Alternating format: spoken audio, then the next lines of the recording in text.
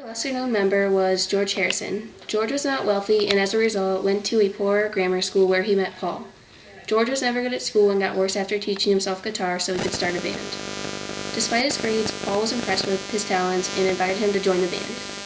George began playing lead guitar and sometimes sang vocals for the Beatles. He was known as the Quiet Beatle and therefore was lesser known, more so than Ringo to some extent.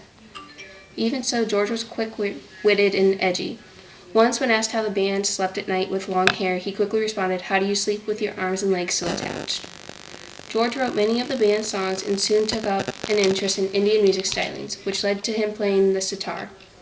This style was incorporated into albums such as Sgt. Pepper's Lonely Hearts Club Band.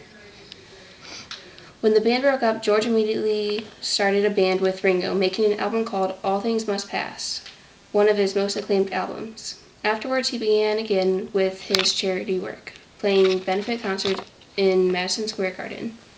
His marriage to Pattie Boyd ended in 1974 after 8 years, when she left him for Eric Clapton, once a guitarist for his band. And his music career wasn't doing so well, so he started his own film production company, Handmade Films, which produced 26 movies including Life of Brian. He then married Olivia Arias and had a son with her. His music career made a comeback, though, in 1987 with the release of Cloud 9. He and his bandmates went on his first international tour since the Beatles. After helping Ringo and Paul with Free as a Bird, George went on to live a normal life in England. In 1983, he was reportedly treated for throat cancer. He was fine until 1984. A deranged fan broke into his house and attacked him and his wife with a knife. His cancer returned and spread into his brain in May 2001, and soon after he died at his friend's house in LA on November 29th. Harrison's creative indie style led to many styles being created, and his legend will live on.